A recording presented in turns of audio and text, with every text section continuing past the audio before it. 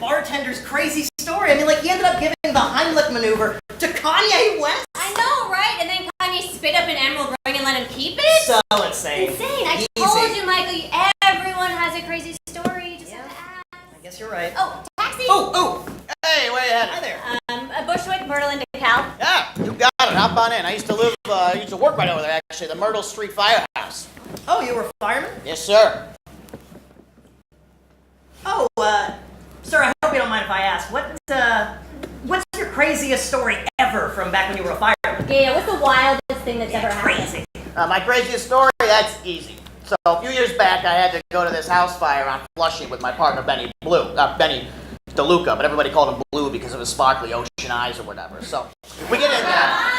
The old lady in there says she smells smoke, but it's too cold, so she won't leave the place. She stays there sitting on her corduroy lounger. So Benny goes upstairs, and I go back into the kitchen, and all of a sudden, boom! A huge explosion. Benny comes through the ceiling. The second floor of the house follows him. It's smoky, it's dark, debris everywhere, and Benny's yelling, "Get the lady out! Get the lady out!" So I scoop the old broad, run out her front steps, and just as we get to the sidewalk, boom! Another explosion in the house.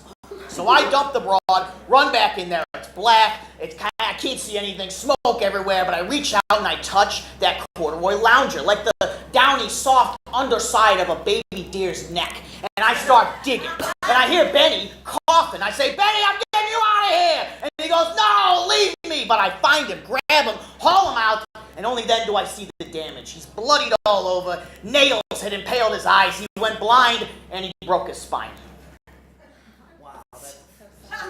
He lived for 8 more years, and I'd go see him every Sunday at the home. And one time I brought all the boys out to sing happy birthday at his 39th birthday, and we're saying, "Happy birthday, Benny Blue." And he says, "I'm not Benny Blue anymore! I ain't got no eyes! I got nothing!" Then he grabbed me, pulled me in, and whispered in my ear, "Oh, here you are. DeKalb and Myrtle." No! What did he say? Please finish the story. Just drive around the block. Go! All right, it's your money, lady. So, he pulls me close, looks at me with those dark, eyeless sockets and says, "You should have let me die that day. Why didn't you let me die?" And I never saw him again. For 3 months. Then I went back to his house. And his beautiful raven-haired Ukrainian minx is taking care of him. I walk in, we lock eyes, and boom! I felt an explosion the likes of which I hadn't seen since that day on Flushing. But in my heart, you know. She laughed and Benny whispered to me, "That's Oksana. That's my Ukrainian caretaker. I think I'm in love with her." Well, I knew I should have left right then and there and never come back, but I couldn't. I was in love with her too. And I almost told her one day, and she said, "Stop.